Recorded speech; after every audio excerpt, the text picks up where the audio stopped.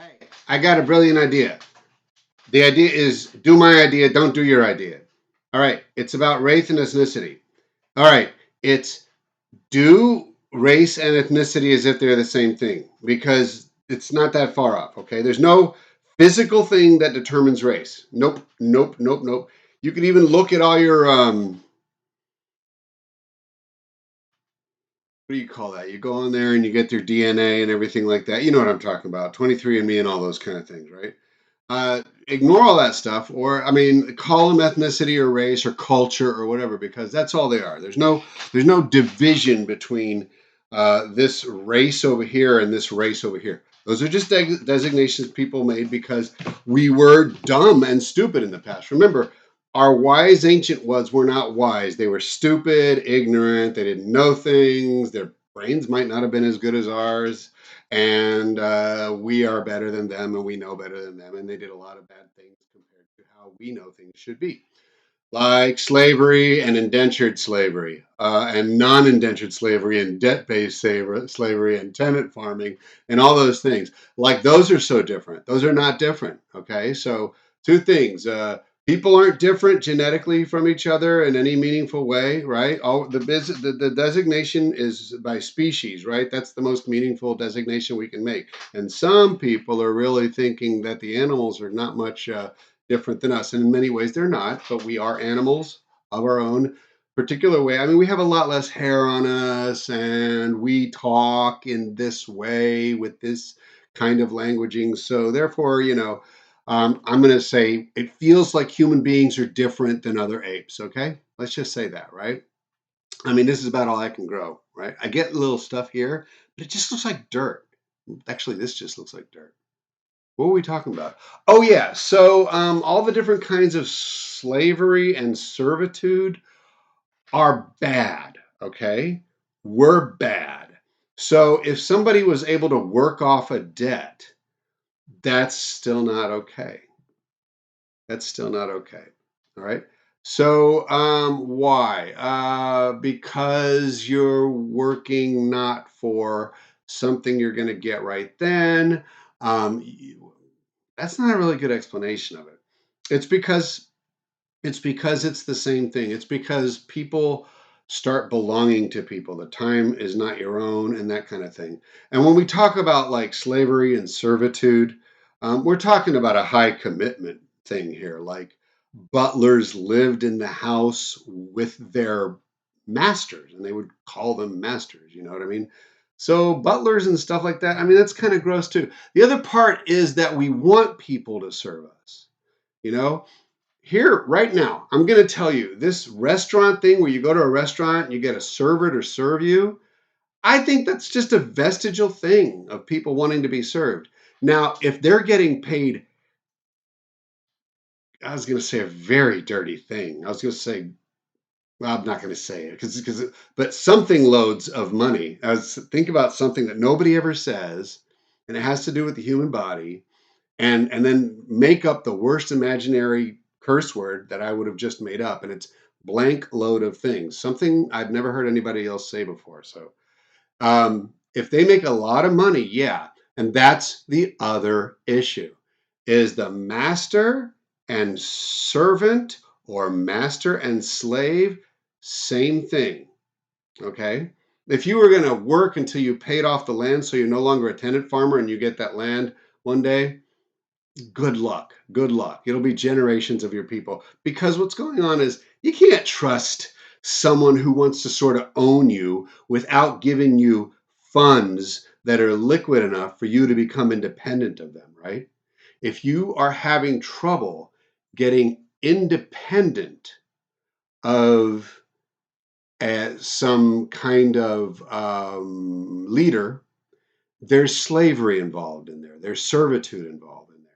Now, I'm not saying that what we did to African Americans or dark-skinned Africans, because we did it not just in America, it was done in Britain oh my gosh, and if you take a look at freaking South Africa, that's some nonsense. There's ugly stuff. Look at the Caribbean islands. The world is still suffering from the trauma and impoverishment that was dealt. You don't just take a few generations and become rich after all that. You don't you don't have okay, so what's going on though is we're still living with the vestiges of slavery, of inequality thinking, of thinking that there are different qualities of people. So one of the problems is inequality, and the other problem is the idea of quality. There are no high quality, low quality persons. So as I use, I'll say something that I use this guy as an example. I hate most everything I've ever seen Trump do.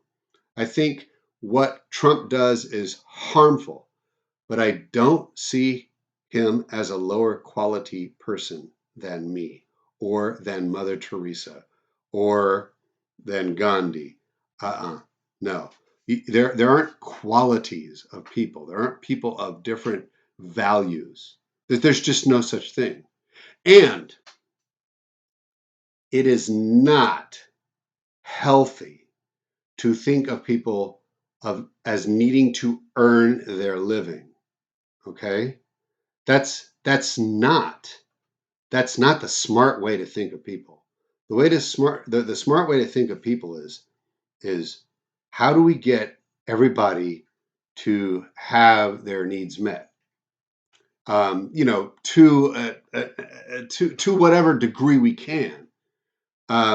This system of people starting off at different places, okay? Um, that's been around for millennia, right? And it's been around for millennia because in the old days, it was the biggest or meanest or most conniving person, or most dishonest person that was gonna get up here, right? I'm not saying that's how come people are up here right now, but those people up here created generations and generations of expanded wealth, and those people down here didn't. And there was variation. Some people rose up and down and stuff like that, and empires fall and all that stuff. But even when empires crash and a new empire or some kind of nation or city state evolves out of that, most of the people are up here are going to stay up here, and most of the people down here are going to stay down here, right? So there's this kind of really not fluid motion because we never thought of it before. We never really thought of fluidity of motion. In the United States, and maybe in other cultures, in the United States, we created a myth that if you did the right thing, you yourself would achieve what you needed to achieve. You would achieve significant movement. But it's not true. Now, every once in a while, someone works hard, plus they have a lot of luck, right? But nobody thinks of it as luck. But it is luck. It is luck. There's just no way people can move up and down the spectrum that way, the social spectrum. I'm skeptical spectrum. Did I mention that? I should have mentioned it at the beginning. And so, why? Because we're conscious planning creatures. And that's how our civilization has gotten so far. So if we think we're just going to let everybody work independently with no organizational plan to equalize people, that we're going to equalize people nevertheless, that's stupid. If you want to do something, you plan it and organize it. If you want people to be equalized, you plan that and organize it. And now here's going to be the other thing people are going to tell me to disagreement with me, right? Here's their rebuttal. We don't want everybody to be equal, or else people won't be driven to work. That's stupid. People are frantic freaking movers and shakers. You know what I mean? Think about this one. Sex. Sex is something that some people have trouble just stopping doing. They can't help it. They're doing too much. They're doing it and doing harm, to themselves and others, right? It's a drive, right? That's how we work. I'm showing you a part of my personality that you might not want to see. But then you have them at different times in their lives, or other people throughout their lives, or other people as they get older, or other people when they get angry in their relationships, whatever, they can't bring themselves to get interested in sex, right? Why? Because we have natural drives that come and go based on inputs, experiences, and it's a constant interaction between us and the environment. What I mean by the environment is the non-human species on the planet, plus the climate and the chemicals that are not living. I also mean that different cultural pressures and ideas create and uncreate sexual desire. Now, sexual desire is just an example of how we are fully able to work hard for ourselves and each other if the right inputs are put in, right? Now, those right inputs, I can't, I think I know what they are, but I'm going to tell you that I don't know what they are because what they really need is more research, more planning, and more implementation. We have a lot of laws that are meant to reward people for their personal motivation and um, intelligence and cleverness and drive and all that. But those don't work, right? Um, so there are two things we have to actually plan a society, right? This is part number two that's going to equalize people because equalized people are going to have just as much drive because equality is motivating. Inequality is depressing.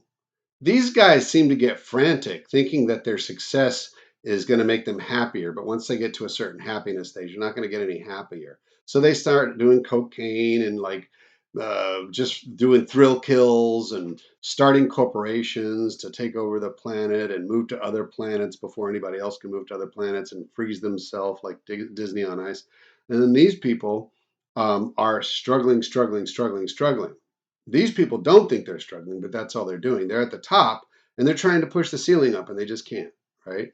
It's the ceiling of feeling, right? It's not the ceiling of accomplishment. You can accomplish, accomplish, accomplish, but you're going to have that point where you just start to feel like it's really not doing anything for you. And you're going to be frantic running around, or you're going to be depressed and listless or something like that. Or you're going to go between that one and frantic running around trying to keep away from that feeling of depression.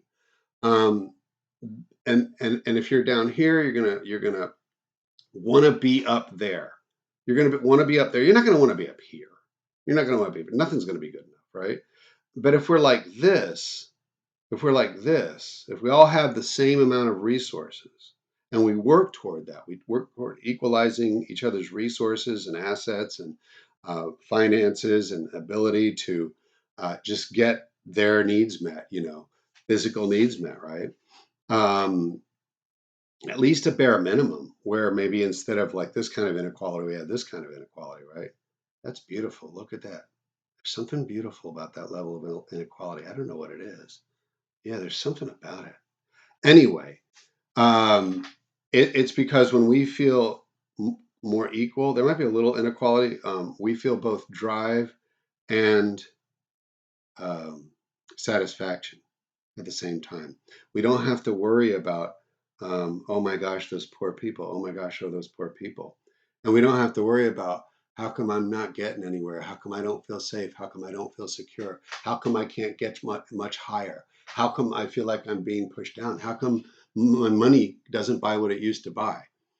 That's because we have an unplanned economy. The only thing planned about our economy in the United States, and it goes like this to varying degrees all over the place, is that, like I said in an earlier video, there's a vacuum that just siphons all the money to the top, and then everybody's groping for it. Now, for years, it'll seem like there's a middle class, there's an upper class, there's a middle class, and then there's a lower class. When you think of the lower classes, you can think of it like a pyramid because a lot of people expect it to be a lot of people are at the bottom, a few people are in the middle, and very few people are on the top.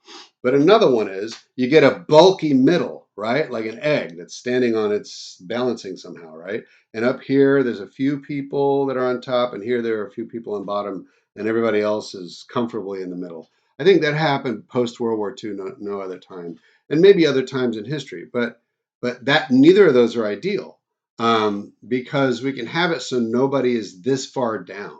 You know. Okay, those are just my thoughts. I really don't know how to prove that. Bye bye.